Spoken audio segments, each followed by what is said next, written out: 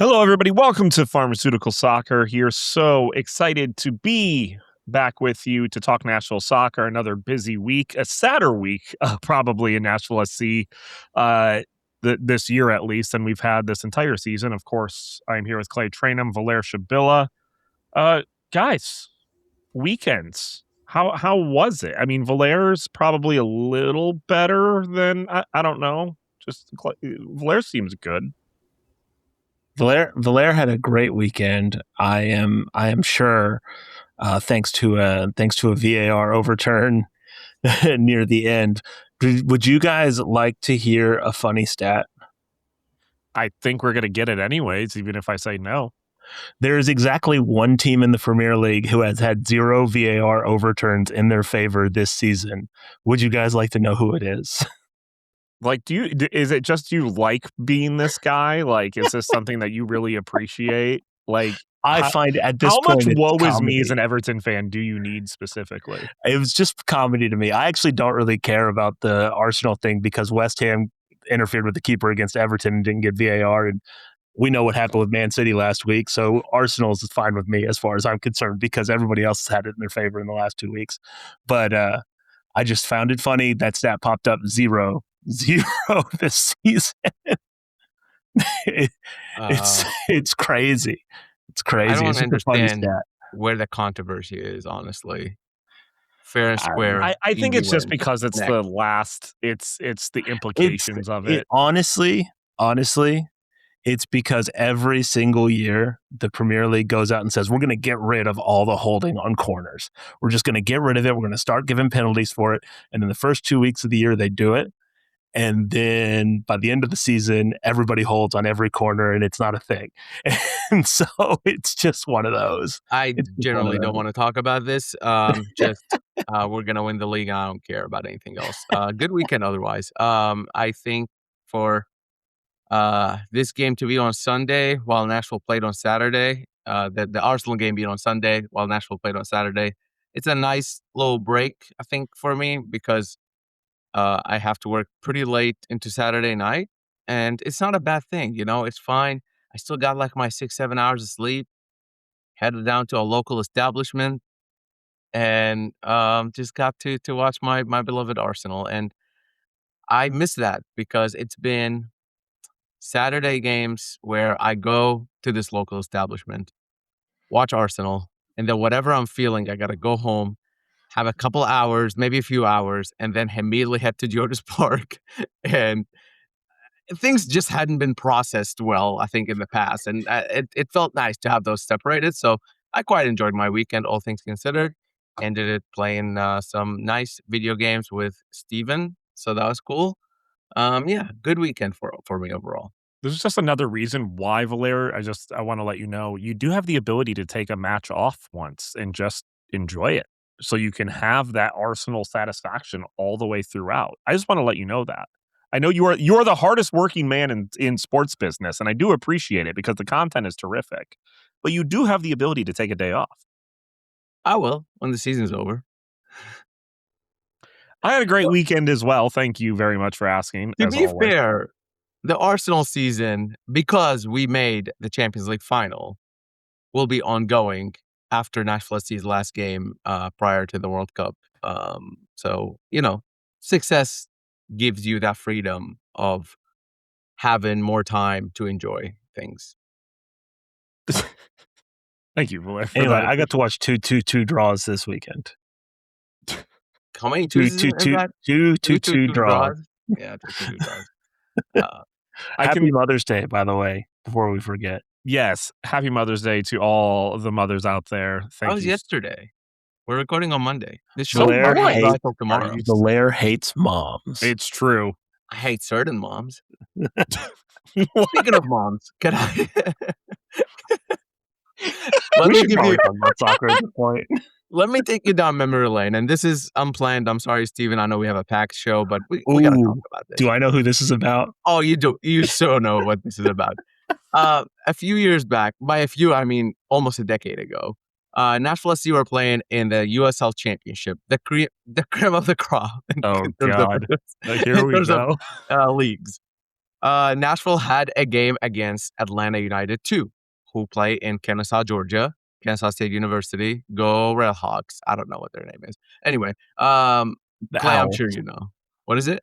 The Owls. They're in Conference USA with I got a MTSU. flying bird. That's close. That's as close as it gets. And we go down there. A good group of us goes down there, and we're cheering for Nashville SC, if you would. Again, this is the USL version of Nashville SC, so things were a little different. Kennesaw State Stadium is a smaller venue, if you would, than Mercedes-Benz Stadium. And there was an altercation where the goalkeeper gave up a goal for that Atlanta goalkeeper gave up a goal. And the fans started chanting things that were kind of funny about how he sucks and how he gave the goal away. Nothing unheard of in a sporting event, really. I mean, it wasn't like anybody was attacking him. The mother of said goalkeeper came to the fan section, the away fans, and started berating the away fans. It wasn't a goalkeeper. It was the center mid, right? It was the center mid who had the own goal. Okay, he tried to pass to the goalkeeper. Sorry, he tried to pass to the goalkeeper, and yeah, he didn't do a very good job at that, and Nashville ended up scoring from that chance. Apologies. It's been, again, almost a decade. But yeah, so you ever had your mother, while you're a professional soccer player, this is a professional league. This is not, like, people are getting paid to play this game. And his mother came to the away supporter section saying that we shouldn't be doing that to him. And honestly, as far as professional sports go, this is the best you'll ever have. To just add to that story, his mother said that we shouldn't heckle him because he used to play for Manchester United's academy side. Yep. True. That was the reason why.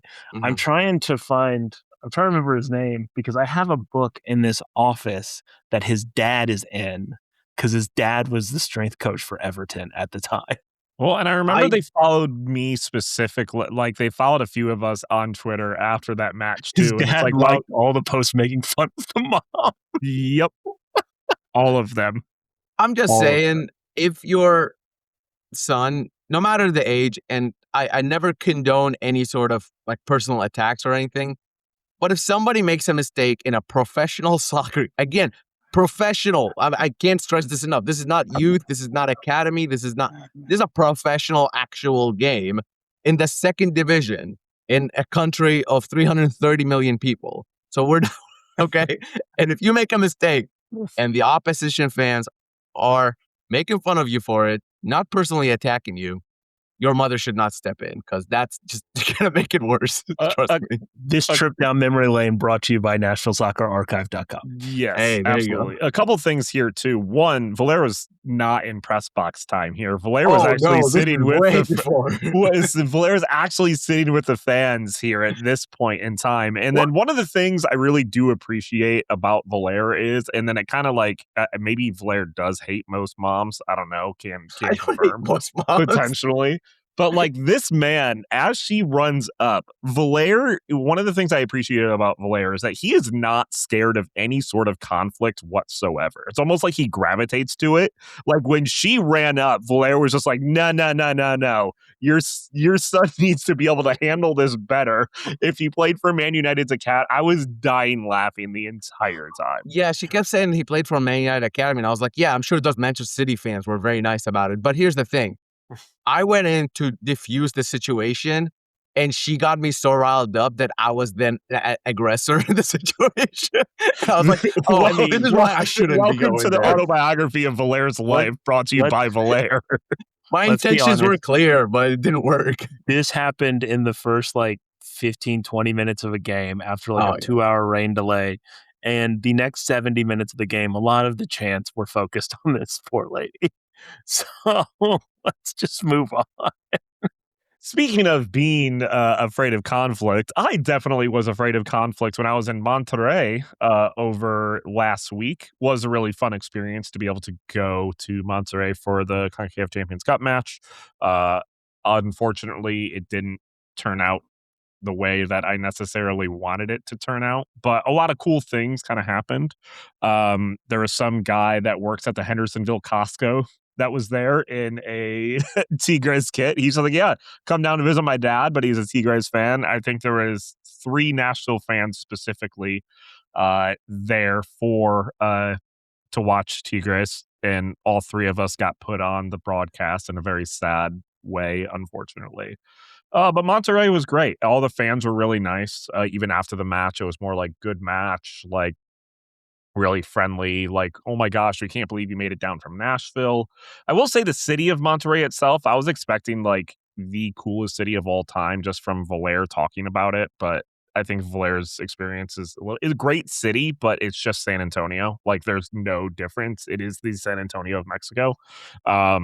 There's not a ton of differences. But I will say hospitality was terrific. I got to meet Joel's family, which was a lot of fun. So shout out to Evelyn and Jose for taking me to caves, which I don't necessarily know how I get a part of this, but like, how does every single person know when they meet me?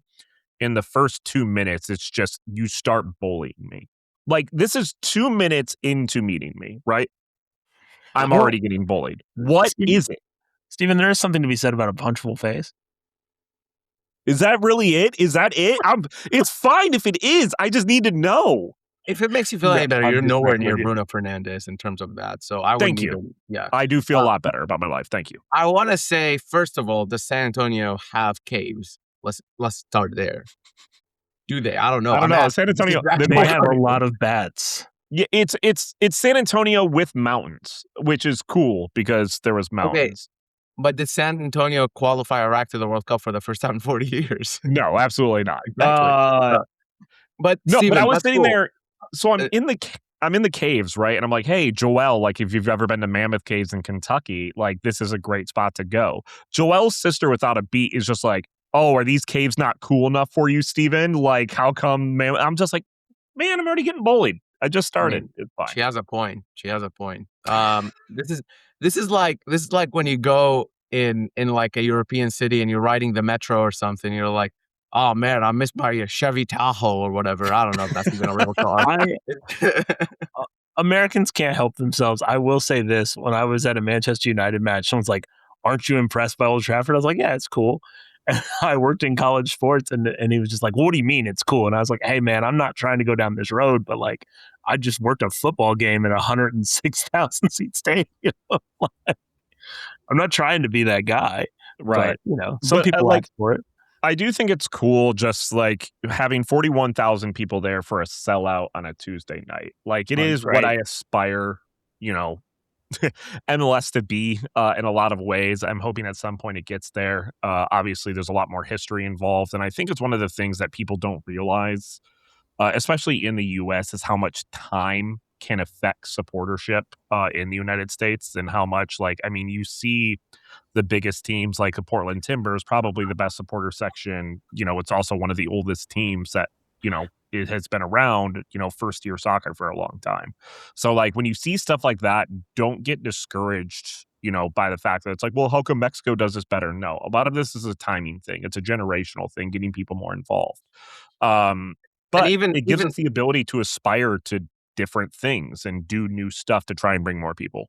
And even like the Timbers, which is your example, or Seattle or Vancouver, those teams that kind of been around since the 70s, they are still like 50 to 60 years newer than a lot of the Mexican teams and almost even 100 years newer than, any European team. So like, I do think that's a very good point, and to keep that in perspective as looking at just the sheer amount of supporters for a team. I think it's fair to be concerned about not having enough supporters or all this stuff. But honestly, I don't really care. Like, I was a really big fan when there was 1,000 people in the stadium. You know what I mean? Yep. And so that doesn't affect, like, having more people on board doesn't affect like how much of a fan I am. And all you can really control is what you do. And I do think the attendance watching things that people do around CCL, which is, it's a difficult concept for a lot of people, is a little bit whatever to me, because like, honestly, I just care that people are there and that they care as much as I do about a game. You know what I mean? Right. And like, hopefully there will be more, but I can't really control that fact, so I don't really worry about it as much because it's not like the team's going anywhere. You know what I mean? It's like it's established, things are fine, and so I just can't really go down that road of caring a whole lot about it. Other than that, I hope that there are more when future editions of this tournament. Yeah, and I think this comes just from Nashville making the greatest run in their history in a continental Yeah, competition. And, I think Nashville showed up probably better for those home games than a lot of teams in the past have. Were they at their best? No, I don't think so. And I think for a team that talks a lot about home advantage and Georges Park and building this stadium and how much it means to the people in the city, I think it's a good point to bring up and say, for this Champions Cup run, it would have been I think if more people in Nashville understood what the Champions Cup is and how important it is, I think it would have been a better showcase of the city as a whole and this club specifically. I got a question well, I guess Valaire won't answer it, but I got a question for you, Steven. Yes. How much is the what if gonna linger in your head? How many decades is the what if gonna linger in your head? It's definitely going to be a little bit. And I remember being there, sitting there after that goal, kind of went in for Tigres, and you didn't see a lot of pressure, right? You didn't see a lot of push that it's like, okay, we're going to fight to get back into this. I'm not going to say there wasn't a ton of fight, but the what if conversation, if Yazbek would have been in the match starting it out, how offensively better could we have been? I think Brian Acosta was great, but could we have driven the ball better offensively if Sam Surridge was healthy? If all these things kind of went into the play, I think we stacked up. I think we're a team that absolutely could have stacked up with this giant that's a part of Liga MX, which is why it sucks so hard to it sucks hard to even think about over and over again. It's going to live with me for a little bit, probably until next year when we make another run at it next year. I also think it's going to depend largely on what happens for the rest of the season. If Nashville ends up winning the Supporters Shield or Champions Cup, MLS Cup, or even Leagues Cup to an extent, I think maybe people will not forget about it, but kind of it will be an easier pill to swallow, all things considered. But I do think if this ends up being sort of a season where Nashville is isn't able to get another trophy, I think that might be they might remember this Tigres series as something where they lost by one goal each game, and you're right, Stephen. The gap wasn't that large. It wasn't what felt like Inter Miami last year in the playoffs, where the gap just felt like a little bit too much to climb. To where here it looked like Nashville actually were at most of, I want to say out of the 180 minutes, most of that time Nashville looked like the better team. It's just that those 20 or 30 minutes that Tigres turned up, it was just Nashville just couldn't handle. And it was the closeness too. When you're just one goal away, if they would have scored an away goal, it would have been a completely different story. You're just one goal away, right? That also is kind of going to add to the what if factor. And then you see teams like LAFC completely blow it in a different way. There's also the what if of, what could have been from there. You're a better team defensively. Maybe you could have actually stacked up against Toluca than, LAFC could. So yeah, I think it's one of those things where it's going to live. I think that hangover was definitely there on Saturday, and we'll talk about that a little bit. But one of the reasons why we did get into this specifically into the scenario where the what ifs were is because of all the injuries that did come about with our players. So let's talk about those a little bit. Valaire, what do you have in terms of injury updates? Obviously, our midfield is currently a little wrecked. Our striking pool is a little wrecked. Well, that's because it's one person at the current moment. But let's talk about just the injuries and where we're at with him at the current moment, Valaire. Yeah, so the three big injuries are obviously Jacob, what's his name? Yazbek, Patrick Yazbek. Jacob Schaffelberg is wild. I apologize. He's healthy. He had an assist on Sunday night for LAFC, even though they lost 4-1.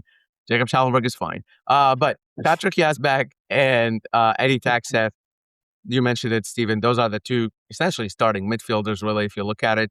And they are both out. Not great, obviously. Two different injuries, though. Gotta keep that in mind.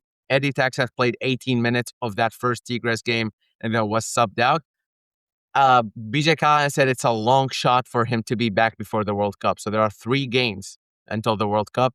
And BJ Callahan said it's a long shot. Chances are that he won't risk it, and there's honestly just no reason to risk it for him to play. Patrick Yazbek, he is definitely out, but BJ Callahan confirmed was until the World Cup. I don't want to read too much between the lines, but if this ends up being him missing the World Cup, it's honestly a big, big shame because he was really leveling his game up. It seemed like he was a lock on the roster for Australia to the World Cup. I don't know if he was a starter necessarily, but he would have played World Cup minutes for sure. And if this is the case and he misses it, it is honestly just a big, big shame for the player himself and obviously for Nashville too. And then the last one you mentioned it is Sam Surridge, whose injury seems to be lower risk than the other two. BJ Callahan described it as week to week and sort of tolerance based. It's a back injury though, and those are always weird because it's kind of psychological. Like you need to deal with pain in a certain way. But again, 3 games until the World Cup break. Is it worth it to risk the league's top goal scorer for something that maybe will aggravate it even more? That's going to be up to the medical team. But if we see one of these 3 before the World Cup, it will definitely be Sam Surridge. But I'm betting on all 3 of them not playing again for Nashville until after the World Cup. I actually expect that we might see Surge before the World Cup.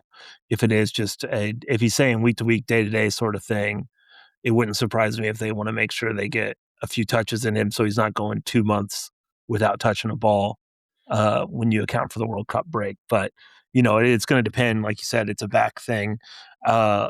I mean, they tried to get a few touches for him in Charlotte too before but that was completely different injuries. Like completely different injuries. Yeah. I'm just saying the risk. Like it is specifically the risk. It's no matter what. It's a little bit different. I feel like if you're going into a guaranteed, break for sure at the end of it. Absolutely. And I'm pretty sure they're gonna play some friendlies during that time. I would say more likely than not, they'll play some friendlies, definitely closed doors. I don't think this will be like, but I think most MLS teams are going to be trying to do that. And then there's always Huntsville as well, which honestly, I was talking to Ben about this the other day of like, I would just love a Sam Surridge, like 1/2 at Huntsville. Like, I just want to see, like, let's see what happens. Or like, imagine Sam Surridge and Hani Mukhtar 1/2 at Huntsville. Like, who was the guy in Huntsville a couple years ago? Randall Leal. No, that couldn't stop scoring. Oh. For Huntsville? Ajago. Ajago had that run where he just kept scoring. He was Lexington SC, I believe now. So that's where Kosuke Kimura is the women's coach. That is correct. Kosuke Kimura is the women's coach for that club. Shout out Kosuke, man. Good for him. Former MLS player just scored his first USL goal against Lexington FC over the weekend. You guys want to take a guess on who that is? Can you tell me the team? No, because I don't even know the team that he's specifically on. I just saw specifically that he's on. You actually cannot tell me the team. MLS for Nashville? No, just MLS in general. That's a wide pool of players. I'll give you a hint. He definitely outkicked his coverage in his spouse scenario. I'm not going to participate in this exercise the day after Mother's Day, Steven. Mark Anthony Kaye? No, that would be one Sebastian Lletget scored his first goal. Who is famously married to Becky G? Is it Becky G he's married to? Yeah. Becky G, yes. Yeah. Have you seen that video of her interacting with Bruce Arena? What? Please just go. So Sebastian Lletget played for the New England Revolution, obviously. Yeah, there's a video of her interacting with Bruce Arena. I think they're like shaking hands or something. It's just good. It's just 2 people from 2 different worlds. You just gotta see it. All right. Well, we do have a DC match, I guess, to talk about. I guess we do have an MLS match that we got to talk about. With all these injuries kind of happening, a different formation that kind of came into play, and a result that we need to talk about. We're going to do all that next, right here on Pharmaceutical Talk. And we are back right here on Pharmaceutical Soccer at Pharma Soccer on Twitter, Facebook, and Instagram. Of course, make sure you do check out 615 Soccer. Always a ton of content going on there. Ben Wright put out this whole video of the trip to Monterrey, which was super fun. I don't understand how this man does it with content. I'm sitting there traveling with him, and he's just writing content the entire time. And then he has that video ready to go on the plane. Like, the man has drive like nobody's business. Blair does as well. It's kind of nuts. So please Ben doesn't sleep. It's a known fact, and I hate it, but good for him. Yeah, it's insane. Yeah. Like, I'm just like, oh, you're putting a video together? That's cool. It's a 11-minute video on our trip. Like, how did you do this? Like, you just got the video. Anyways, 615soccer.com. There's a reason why there's so much content. It's because Blair and Ben don't sleep, and they just want to put out content for you. So thank you for that. Also, pharmasoccer.com. Seen a bunch of Nash Teca shirts out there. So please make sure you do get one of yours as well. There's something to talk about when it comes to historically living the good parts of the CONCACAF Champions Cup run, and that's one of them. So please make sure you do check it out. Clay, I know you're chomping at the bit here. Clay's sitting here giggling the entire time as I'm trying to do this because he's going to correct me on something that I mistakenly said. Sebastian Lletget and Becky G are not married. Oh. So Sebastian Lletget had proposed to Becky G, and then they broke off their proposal because Lletget got a little bit wily. Yes, he did. And about a month ago on the Call Her Daddy podcast, Becky G confirmed that they were still together through their broken engagement. They just have internal work to do. Wow, there you go. Good for them. That's very mature, actually. Well done, Sebs. I'm going to call him Sebs from now on. This is a USMNT relationship podcast. Hey, I know one person Next at up, least who's Weston been McKinney. nagging me to do this and turn this podcast into this. And they're definitely not going to be listening to this episode or any episode. They just want to know that there's a podcast that does this. Oh, I'm going to clip that part specifically and send it to her because I absolutely know who you're talking about. So I'm absolutely going to send it to her. Yeah, this person is involved with longtime intern of the show, producer Arlene. Anyway, all this being said. Well, speaking of less Becky dramatic. Oh, yeah. Okay. I guess we're not talking about Becky G anymore. I think we're out with it. Do I know any of Becky G's songs? And this is not disrespectful. I just really don't know. I don't think so. I do know that during Coachella, she called out the mariachi band that was behind her which was hilarious. She called them out in Spanish for, let's just say, differences in the way the mariachi band and Becky G thought about certain things. Oh, she called them out, not called them out. Like, I thought she called them out, like brought them onto the stage. No, they were already on stage. They were already on stage, and then she called them out. I don't support artists doing that. I retract my previous statement. Go on, Steven. Back to my original segue of, in less dramatic form, Nashville played DC United to a 2-2 draw. Both goals on the Nashville side coming from Warren Madrigal. In many ways, reconciling after a rough episode. And then I don't know who scored DC's goals. So I don't care. Really. Bartlett scored the second one. It's a great header, to be honest. You got to give him props to the kid. He's not a kid. He's a man. He's a big dude. But yeah, I think we kind of start off with the lineup because I think the injuries did a lot to the team. And I think there was a lot of questions answered based on the lineup. One, this did seem like a sure fit for Ruben Spasius to probably get a start, and that unfortunately wasn't the case. Rahani Mukhtar was kind of the false nine in the 4-3-3, which, can we just say that sucked? Can we say that? Because that first half did. Huh? The first half did. Yeah, and then he wasn't the lone 9 anymore, and it worked Yeah. out. Yeah. But yeah, it's one of the things where I know Valaire's been very a little bit more critical of the 4-3-3 than other folks probably have been, but you're kind of starting to see it in terms of depth, kind of be an issue with some of these injuries. This is really the first time that we've had to worry about this so far this season as a Nashville fan of where's the depth coming from, where are the goals coming from outside of that top three when they're not all together. And I have to say, like, I understood why BJ Callahan was going for something different. Like, he tried this thing 3 times in 3 different games without Sam Surridge, and he did not score a single goal. So I totally understand him being like, you know what, we're going to take a risk and we're going to try something. My issue is that we kind of already knew what this is because they've done this already this season against Dallas. To be fair, that was an away game. Dallas, I think, are a better team than DC. So maybe he thought, let's give it another shot. Let's go for it. That said, I mean, it was very clear that it wasn't working for Hani because I think it just limits what he can do. He's not a target man.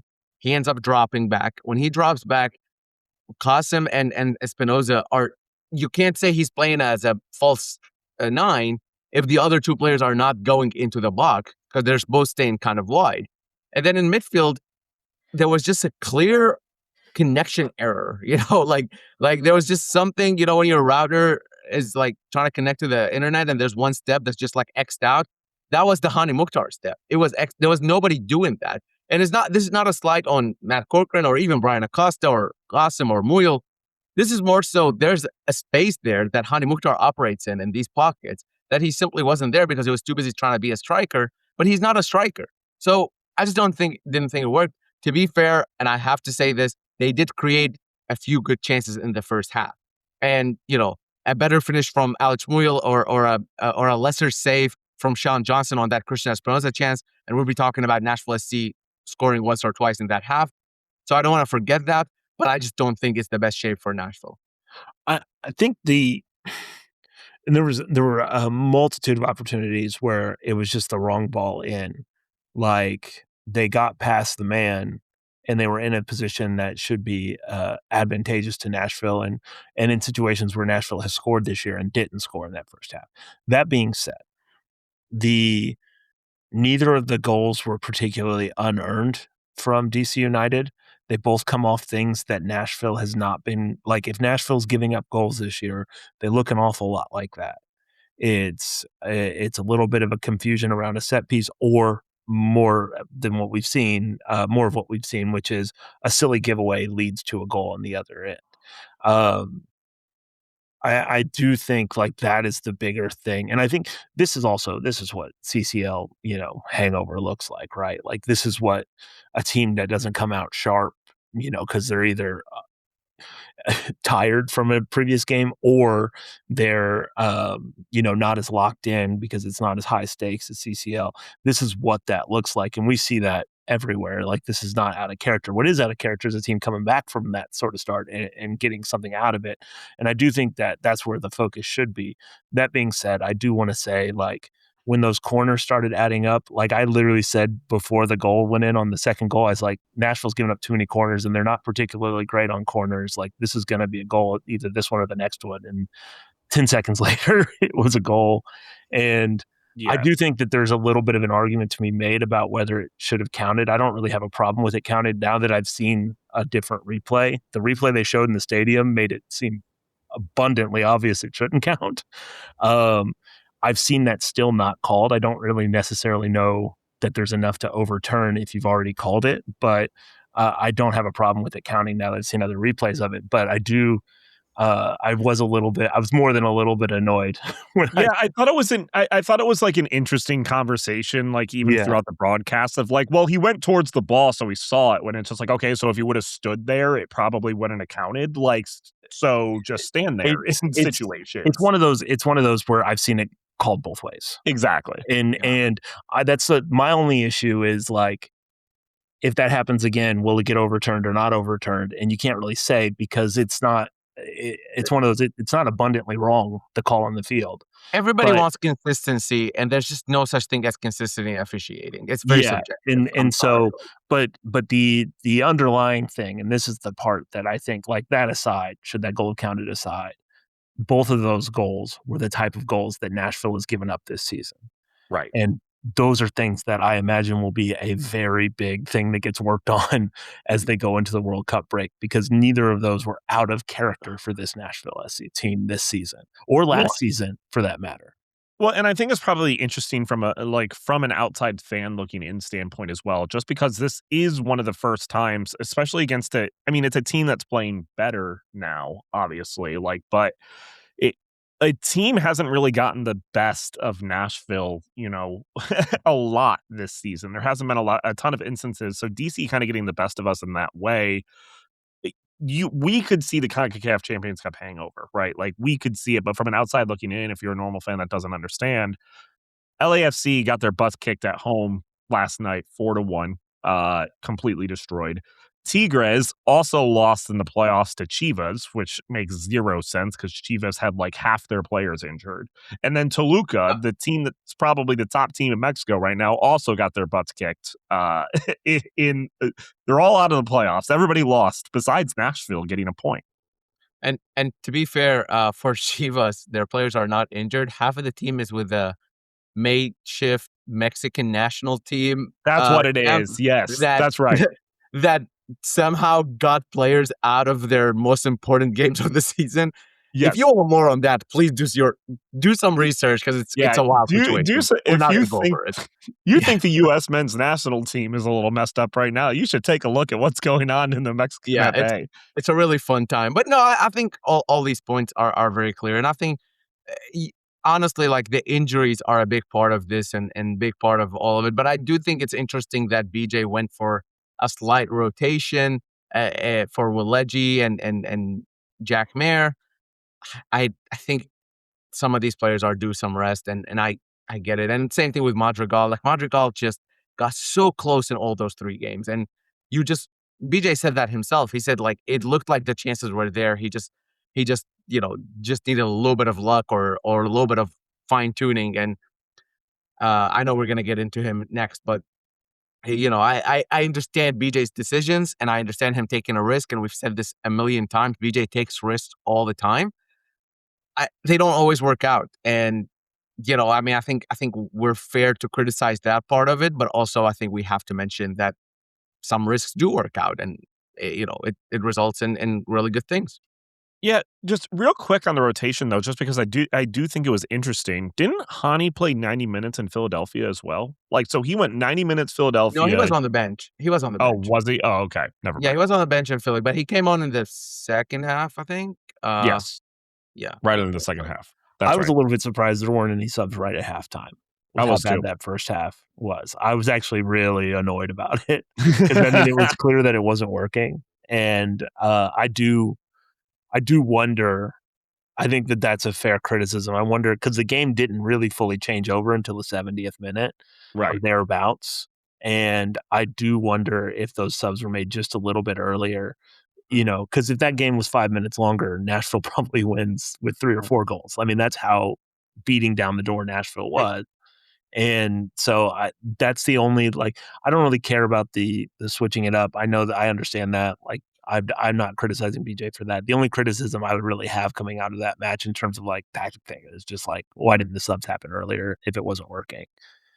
Which is a very fair criticism. And I think especially for a guy like Brian Acosta, who had a really good game, I think, at Tigres, really seemed to be struggling. And he seemed to be struggling from minute 1 of this game. He gave away a really easy ball really early on in the half and just didn't seem like he was at his best. And BJ has made halftime substitutions before. So I don't know why the hesitancy was there. And, well, I guess I know why the hesitancy was there, because the only guy he has there is a guy making his MLS debut in Charles Emile Brunet. There you go. And he I thought, made a really. I thought he made a really strong appearance. Yeah. Yeah. I mean, he earned the right to play some more. I was wondering if he would give Muil a go in one of those spots, because Muil has played there so many times in his career, just not under BJ. Right. I Well, think he has played there maybe once or twice, like as a sub, but it wasn't it definitely wasn't plan A by any means Yeah. for BJ. But I think Muriel has all the capabilities to do that, especially when you pair him with a guy like Matt Corcoran. I do think in terms of link up play, the only thing is that might require Hani Mukhtar to drop in a little bit deeper and play more like a 10 rather than a second striker. I don't think that's the worst thing in the world, to be honest with you. And I would wager that we'll see Muyl in that center mid spot in the next 3 games at a certain point. I don't know if that's going to be, again, plan A. But I do want to give props to Charles Emile Bernay. Again, I think he, coming in an intimidating way. Like, we asked him after the game about it, and he just said, the first thing he said was the fans, like, this is a guy who's played in college and played at Huntsville. He played for Nashville SC in the Champions Cup, but it wasn't to this level. It was that first game against Ottawa. So, for him to come in and be comfortable playing his game, I thought was a very big thing, because he played a right. couple really nice passes and covered a lot of ground. I think he's starting to play the game similarly to Yazbek and Eddie. Obviously not to the same level yet, but I think he's being pretty similar to them. Well, and I thought it was interesting just because he did seem like a little bit timid, on the ball. It was his first MLS start. Honestly, we needed that. The way the passes were going in that first half, I needed somebody that had a little bit more care on the ball than most of the players on the pitch. And I think that did, traverse to, all the other players as well.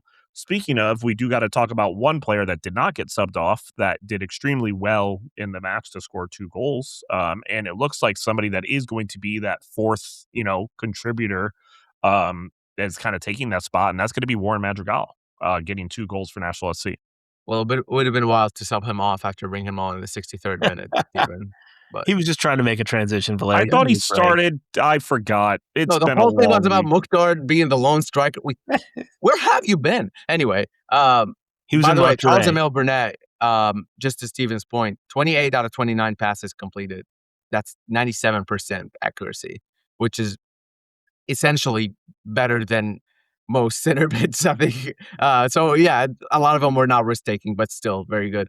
And we do have to talk about more on Montreal. You're 100% right, Steven. I think for a guy who came in with, is it fair to say, fairly low expectations, it was like, hey, maybe he'll back up Surridge and get him a few minutes here and there. He's become very, very important for this Nashville team. He had the most touches in the opposition box despite only playing 30 minutes of anybody of either team. That's, I think, is a very important thing. And I think that's what sets him apart from Pacius, because Pacius just struggles to get those touches and struggles to keep control of the ball. And I think Warren is really, really good at that. And look, he's 21 years old. Like, he's had the European experience. He's gone to Europe. He's come back. And at 21, he is truly coming to his own right now with Nashville SC. And his ability to all of a sudden be able to play on the left side. I remember talking to BJ before the season, and he, viewed Warren as a striker, a backup striker for better or worse. And then that first game comes up, and all of a sudden he's playing on the left, and he does really well. Kid comes up with 2 assists and a goal. And since that moment on, yes, he's had some difficulties, but that's very normal for a young player, especially for somebody who's playing an intricate system and changing positions fairly often. I think for him to come in, and he played like a man possessed. I don't know. I saw a video of him drinking Red Bull on the sideline, but I'm like, it felt like he had chugged a Red Bull can before coming in. There's 2 things about Warren that I want to highlight. One, we were talking about like the injuries in midfield. So you've got a situation where maybe an Alex Wheel could move to midfield. That Warren's ability to play on the left means that you can get more of your better attacking players on the field at the same time, which is huge. But the one thing that I really like about Madrigal is that, and it's easy to make this comparison because they're both Costa Rican, but like, he doesn't need it to be perfect to try and get something off. Like, he's going to take a shot, and there's a lot of guys on this team over the years where if they don't get their feet right, they don't get the shot off. And we've seen less of that in general. Generally, like we've seen less of that in general under BJ. Like people are taking risks, people are going for it. But a young player to just be like, "Hey, it fell. I'm going to kick it. If it goes 20 yards out, oh well, whatever. I'll get another chance." And I think you need some aspect of that, especially when you're down in a lot of places. And along the same lines, that's what I really liked from Corcoran in the second half is because there are times when Corcoran has maybe been too aggressive and that's been like not great for NSC. But if you look at the first goal, like he takes a chance that a lot of people in his position wouldn't do, which is the ball. He gets the ball, flicks up in the air, turns his whole body, and takes a shot. Basically, I'm not sure what the XG on that shot would be, but I know it would be quite low. And it gets spilled, and then Madrigal can finish it. And those are the types of things that you need when you're down 2 goals. Like, you need people who are pushing for it, and to see 2 young players, 2 guys, under 22, choosing to get after it like that, like, that's a good thing. Like, that shows a level of hunger and trying to make sure you get something across the line. And I think that is something that will only help not only just Nashville SC this season, but Nashville SC's young players, seeing that they have the freedom to go after it and take chances and things like that. That makes them play with more confidence whenever they come up, years down the line. And I do think like him having that experience and playing in different continents already, and people forget, I think, a little bit about his age and just how young he is. But at 21, I mean, he's only a year older than Reed Baker Whiting and Matt Corcoran. So he's a young kid by any means. And now he has 7 goal contributions in 7 starts in MLS, 11 games total. That's a pretty good return on a guy who you didn't even think was going to be, a sort of a big a big part of your team. So yeah, I mean, I think overall very good, and I don't know where I was going with that. I had a thought, but Madrigal, I think so far what he has provided the team has been way above anything anybody expected of him. I think this might come off as a criticism towards him, and I'm not expecting it to be. But I think Madrigal is what we expected Ahmed Qasim would be for Nashville SC.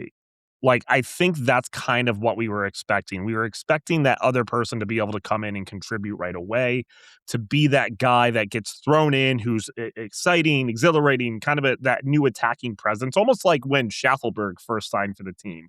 We didn't know what it was like to have a pacey winger on the side to be like, oh, this is what it's like. Got it. I think Madrigal is that player to me. This player that is like, oh, in some ways, this is what it's like to kind of have a guy really fighting, a younger guy fighting to make a first string roster. And it seems like he's doing the trick right now, especially in Nashville. So I really appreciate what Madrigal is doing.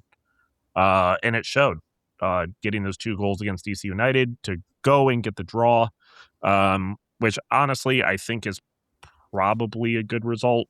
I feel bad for DC in some ways because that first yellow was awful to say the least. From the guy getting the red card, it was not great. But I'll take it.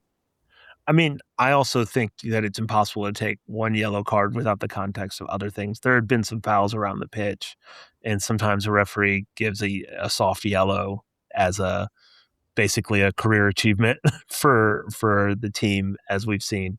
It is soft, but like if you're playing on a yellow, you don't do stupid things. And the second yellow was not the smartest thing anybody's ever done on a field. I want to say one thing real quick, because in the 70th minute, everybody in the stadium would have taken a 2-2 draw.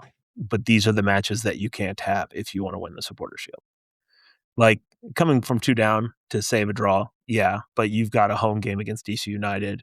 That's a match you have to win. And now you're going into a week where you're playing New England and LA. And it's like, well, you've got to now push for it because those are the ones you have to get. And so it doesn't hurt Nashville now, but I do think if we get to the end of the season and it's a difference of a couple of points, this will be one of the matches that people point at. I disagree, but I get what you're saying. I think in the context of situations, sure, yeah, absolutely. You want to go in and win a match at home. But in terms of being right after CCC, I'm not going to expect them to go up and win, especially when they're hindered from a depth perspective But as that's well. why Like, CCC teams don't win the Supporter Shield, though. Like, that's what I'm saying. oh, That like Ah. if you're going to go for the Supporter Shield, these are the matches that you look back and say, if they would have gotcha. gotten Okay. something there. Okay. Teams don't generally go for Supporter Shield when they make the CCC semifinal. That's just Yeah. Yeah, a yeah, fact. Yeah. yeah. Right. It's not necessarily a criticism. It's just that this is what it is. If that's True. what you're playing for. Okay. I would agree with that. Which, I mean, honestly, we're going to have two extremely big matches coming up this week that could also determine the Supporter Shield race, as well as, some other international news, which I think is super cool. And we're going to talk about all of that next, right here on Pharmaceutical Soccer. And we are back. Last segment of the show at Pharma Soccer on Twitter, Facebook, and Instagram. Of course, you can follow us at 615soccer.com. Subscribe, be a part of that. Also, pharmasoccer.com for all of your merch. Valer, did you know that Becky G has 2 songs that have 1 billion plays on Spotify? No, I A mean, she must be billion. huge. Yeah. I know, that's what I'm saying. Like you were talking about, like, I can't name a Becky G song. Like, I had to look up Yeah. 2 And it out of wasn't 1 a billion. criticism for Becky G. I just don't think No, she makes music for me. I think I'm old. Yeah. So, like, I think Oh, is Becky it a G's way young cooler than I thing am. or is it just in I Spanish? I will tell you this as someone who's married to someone who listens to a lot of reggaeton and Spanish language music. I'm fully aware of a lot of songs in Becky G's repertoire. Sing one Could I right now. name them? Sing Could one. I name them? Not Oh. necessarily. Have I heard them? Almost certainly. Next episode, and this is here. If Clay opens the show with a song by Becky G with his own voice singing it and like giving it a full performance, I'm not talking about like just reciting the lyrics. I will give you $100. Absolutely deal. I'm on. That's You have to sing the whole ridiculous. thing That's though. a ridiculously easy $100 Hey, made. I have to go to Miami in a couple weeks. I will absolutely do that for $100. All Are you right. kidding me? Valer, do you remember how when we were in the Dominican Republic that, like, I would turn to you when anybody would speak Spanish to me Yeah. in Yeah. the Dominican, expecting you to know what was being talked about? Ben did the exact same thing to me in Monterrey, Very expecting me to interesting. know stuff. Like, a server would come up to us being like, whatever, and I'd be Ben like, lives in Antioch. Come on, Ben. yeah. Come on, Ben, get it together. Go All right. Jocko, man. Any, I don't know, MLS matches were played over the weekend. Anything interesting? I didn't think there was a ton The besides one thing, LAFC. the big thing for Nashville SC is that the 2 other Supporter Shield teams tied each other. So Vancouver and San Jose tied 1-1.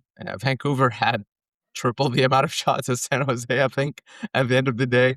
But yeah, it was a tie game, and this kind of is the best case scenario for Nashville SC. They are 5 points away from San Jose, 2 points away from Vancouver.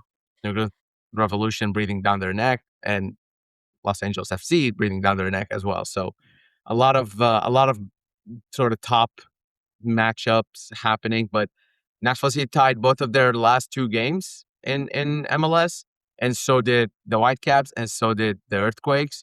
And I think that's as far as chasing in the Supporters Shield, that's probably as best case scenario as it can be.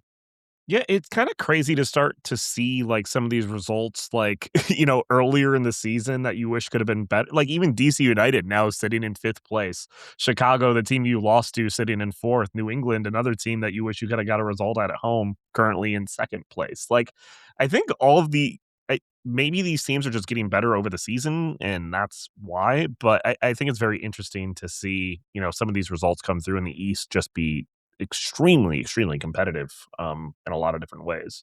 All right. Do you guys think Supporter Shield comes out of the East or West? Well, the better teams are in the West this season, and I think that's a known fact. But what that means is that the teams in the West will take points off of each other, opening. I just think like Inter Miami still have the most talented squad in the history of MLS, and like that's just that.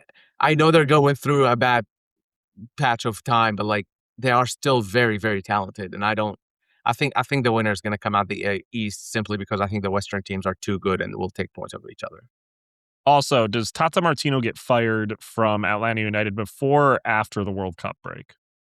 He will not get fired because he told you the reason himself. He said, if it was any other coach without the history that I have with this club, he would have been fired. His words, not mine, I swear. Do we think Miami secretly wants him to get fired so they can hire him for a second go round at Miami now? Maybe. Mm, I don't know. I like the vibes coach they have currently. He was just like, I'm not even a good coach. I'm just a guy, but I have Messi, so we'll win. And I'm like, I mean, fair enough. cool, man. At least you're Yeah. honest about it. But speaking of the support, the reason why I bring up the supporter shield is because of the fact that we have, 3 matches, before the World Cup break. It was kind of talked about beforehand, like, oh, it's kind of an easier stretch. It's not really an extremely easy stretch now, kind of looking at the teams that we're playing. We have the second place team away, which is not an easy place to play. Of course, LAFC at home. And then who's the third one? NYCFC, who Okay, have maybe they the maybe they kind of suck. immaculate ability to look like absolute crap and then show up as the best team in the world the next game. I have never seen a team like this before. Like they beat the Red Bulls in the Open Cup and they like shipped like 4 goals at home that like 4 days later. And I'm like, what are we doing here? So yeah, I can't really get a read on NYCFC, but that's next week. We'll talk about it in that episode. But I do want to talk I know about these two absolutely here. nothing about watching a team that looks like a world beater when they play Chelsea and looks like dross everywhere else. But so for those 3 matches, how many points does Nashville need to get from those 3 matches for you to be satisfied before the World Cup stretch? I think 6th for me. I think I would be pretty pleased with 2 wins out of these 3, knowing how difficult it is.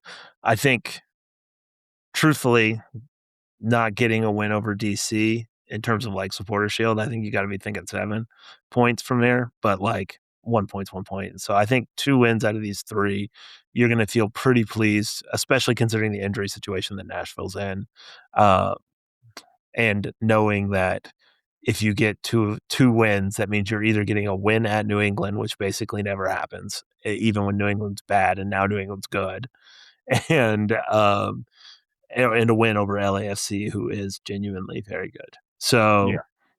Yeah. you're beating one of those 2 teams because I think we're all thinking that Nashville's going to beat NYCFC at home. Yeah, and I would take 5 personally. Like, I think you get a win and 2 draws out of this. Like, I would be fairly happy, especially with LAFC and the Rebs. But I mean, if you go get 2 wins and a loss, I'd still be happy. You know what I mean? Like, that's still an acceptable result for me I will to kind of say, hit. like, I was on 1025 The Game earlier this morning and talking. They asked me the same question or a similar question, and the one thing I said is that they just can't go to Foxborough and lose this game. I don't think Nashville can afford 5 games without a win because that would be 5 games without a win. I think just psychologically, the way this team has been building momentum, I just think that if it's a draw and you kind of take your chances against LAFC at home, I can get behind that. A loss in Foxborough, that means New England takes Nashville's spot. If Miami wins their game, that means they take over Nashville's spot as well. So a loss will be detrimental to this Nashville team, I think. Again, this is the MLS regular season, so I'm not saying like the season's over or anything along those lines. But back to Clay's point, if you're fighting for a top spot in the East or the Supporters Shield or both, you have to. I don't think you can afford to lose in New England on Wednesday. Right. I would agree with that. Real quick, before we get into just plugs and predictions and all of that stuff for Revs and NYCFC, Qasim does seem to be signing for the Iraqi national team, Valair. It looks like the announcement came on a couple different other sources of media, not necessarily from his camp. It's not official from the Iraqi camp yet, is it? No announcement yet, but pretty certain reports, including a video of him at the Iraqi consulate in Detroit. So we'll just take that as a yes for now. He's been hinting at it for weeks. He's Yeah, been even with your presser that you did with him when you asked the question, it's like I do appreciate you trying to hide this, but that was the worst hiding of the fact that you're joining like your yeah, allegiance that way he knew is what he great. was doing, and I appreciate it for him. And I think this is a really good thing for Nashville SC overall. Let's talk about Nashville SC, and then we'll talk about the player. Look, you have another international. It's always good. Doesn't mean he goes to the World Cup for sure. We don't know that yet. There's a long list of all of a sudden players who want to honor their Iraqi heritage. Let's just say, and that happens with a lot of national teams. I am not complaining about it. We need as much help as possible as Iraq. So for Nashville SC, it is a very prestigious thing to have players in the World Cup. They had 3 in the Qatar World Cup in 2022, I believe. So have another player, and not only is it like a good thing for the brand, it actually brings money to Nashville SC. Every time a player plays in the World Cup, X amount of money is given to the club, and I think that's a very important thing. And then the other thing for Qasim himself, look, this is a dream for most players to represent a national team. He is half Iraqi, as far as I understand. Was born and raised in Sweden, so he had a different childhood and different way of doing things. But that's been the story of Iraqi national team and many national teams around the world, of this using the diaspora community. And for him, I think it's a big honor to be part of that squad, hopefully. And I think in terms of his form with Nashville SC, it can only boost that, I think. All right. I don't. Let's not talk about the NSC or Qasim side. Valair. Let's have you talk to 2008 Valair. You've moved to Tennessee. 2009, but 2009. I got it backed up. So 2009, because 2008 you went to Lebanon, right? No, 2007 I went to Lebanon. But Okay, you're close. I mean, you're within a few months. You're good. Yeah. So 2009 Valair is going to find out, 1, Nashville has a pro soccer team. Yeah, that was wild. Yeah. 2, he covers it. And 3, Iraq is going to make the World Cup with a player potentially that he covers at that World Cup. Yeah, and 4, Arsenal will probably win the Premier League. Valair, I think if I would have told you in 2009 that it would be until 2026 that Arsenal win the Premier League, you would not be happy. Very fair. Very fair. I didn't say for the first time in 22 years. He would be yelling at you, telling you how wrong you are. And man, I would have gone into like this whole spiel about Ramsey and Walcott and why they are here to save the Premier League. And it wouldn't have been a good thing. But no, Clay, you're spot on. I think I wouldn't have believed you. I wouldn't have believed that. Honestly, I would be working in this industry to start with, but also I wouldn't have believed that Nashville embraces soccer to this level, because when I moved to Nashville, it didn't feel like that was going to happen, to be honest with you. And the other thing I wouldn't believe is that the Iraqi national team has a player in in this team, right? And it's like it's a full circle moment for me. I think a lot of times I tend to not reflect on the journey I've had personally. I think I focus more on Nashville SC and the players themselves. But you're right. I mean, it's very cool to see that, and I'm excited to have talked to him and asked him about this. But I do think like it's very weird for me, because I view the Iraqi national team away from all the media stuff. And like, if you guys saw any of my videos or anything, I don't do any media coverage for the Iraqi national team. It's purely like fan, and that's my choice, by the way. Like, I choose to not do that. So it's weird to like interact with Ahmed Qasim now as like a Nashville SC player, and I'm a reporter, and then like Ahmed Qasim being potentially part of the Iraqi squad, and me like losing my head if he ever comes on or scores. So we'll see how that feels like. But I'll tell you guys when's the World Cup, because I will be there at all 3 Iraq games. And yes, there's going to be only 3, because guys, let's be honest here. We're not making that group. Can you imagine though? When Qasim scores the winner against France.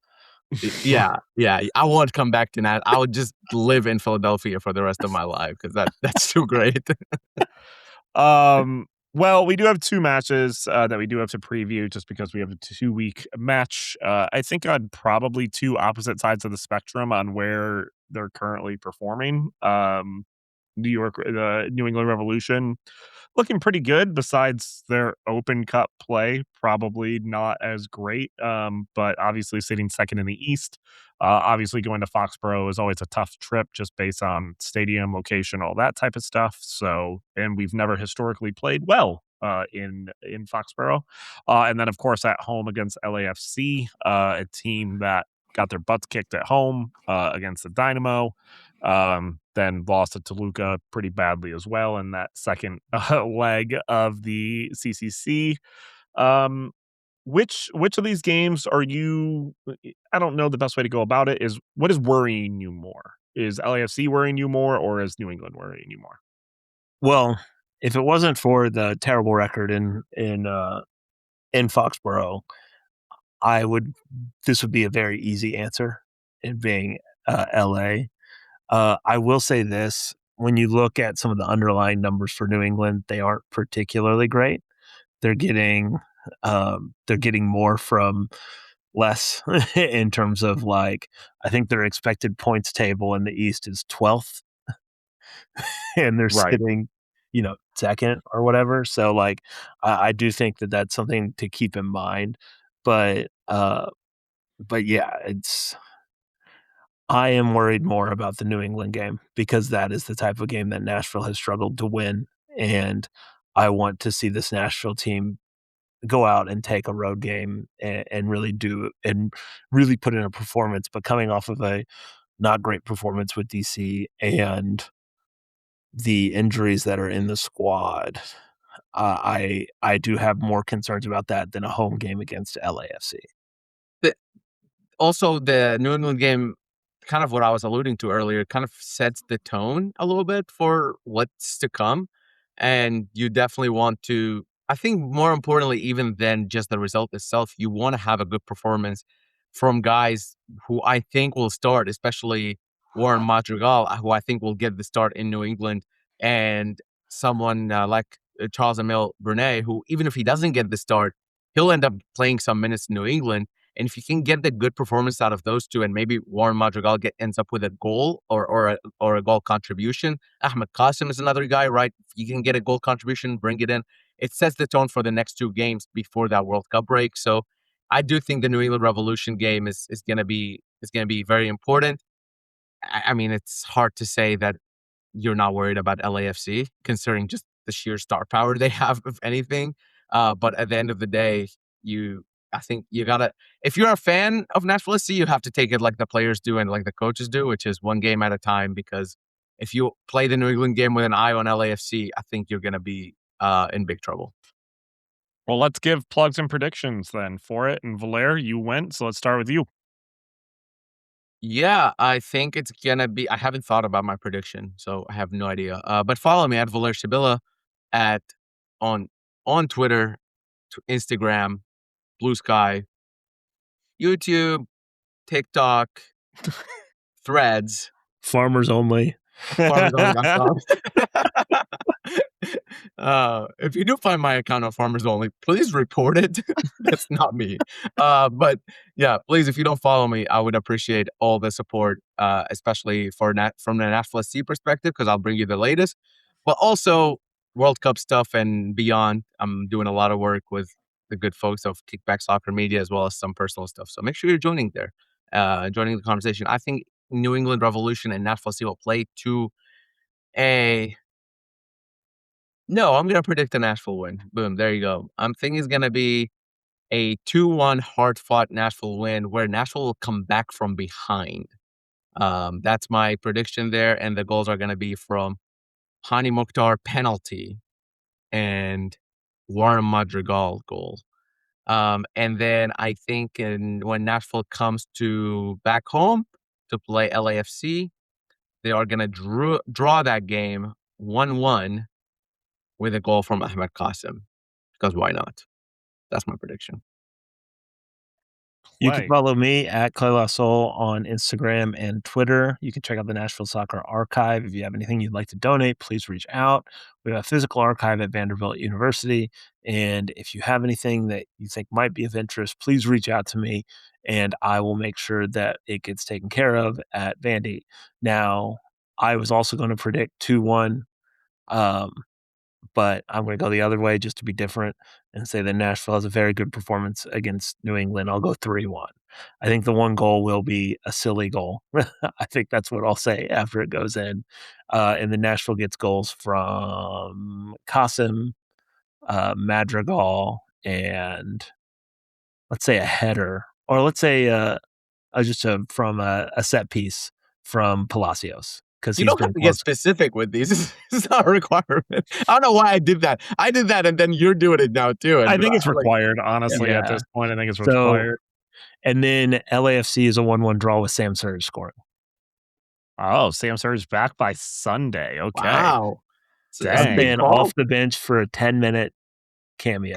Gotcha. Can you use this as like insider info? Do you have a source? Is this No, what's happening? I'm just spitballing here. I've Blair got sending no you a info. text message. No, who's your source? What the heck? Who- How come they're who not the- mine? I mean, Who it's the not the hell? craziest call that the craziest call that I had on here was saying that Dave Romney was going to get dealt after starting every Yeah. single game, and then it Yeah. happened like a month later. True. At PH Stephen HD for all of my stuff. I made a TikTok video for my trip in Monterey and still haven't put it out yet. So that's normally what I do for things. Is that because you're afraid it'll have a lot fewer views than Valaire's Monterey? No, it's TikTok? going to have a lot fewer viewers than Valaire already. I mean, it's going to have Why? You have, like, magnitudes of 7 fewer views times. than Valaire's. Yep, 7 times the amount of followers than me. You should. Yeah, you should but have for more different views. content specifically. but Okay.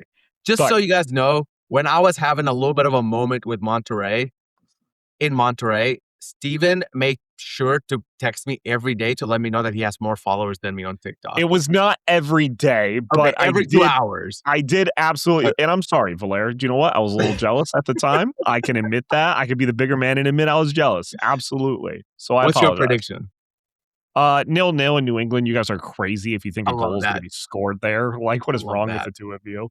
You're Yeah. supposed to be covering this team in a proper way. 0-0 in New England. And then I'm going to go, it's going to be a 4-2 Nashville win at 4-2. home. Okay. And I'm going to say 2 goals from Hani. I'm going to say a goal from Corcoran.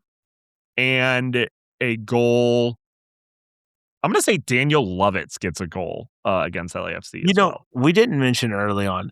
Can I just say that it will be months before Matt Corcoran hits a ball as sweetly as he hit that ball that fell to him in the first half? Oh, man. Yep. Saturday. Yep. That was an absolute laser. Well, it's going to happen again on Sunday. Oh, and which, by the way, we'll all be together on Sunday, at least at one point, because I will be in Nashville. So please make sure to say hi to me, Clay, and Valaire. I'm sure we'll be Or together at some Omari point. and Joel. And The Joel. whole squad. Everybody. Or we should get a group picture of everybody together, actually. Yes. That'd be good. Yes, we good will. time. All right, y'all. Sure we will. Thank you so much for listening to the show. We truly do appreciate it. Sorry for the longer episode, but as you can imagine, there was a lot to talk about. Of course, we will be back next week to talk about all things Nashville Soccer Club, including those results for those 2 matches. Thank you so much. Have a great rest of your day.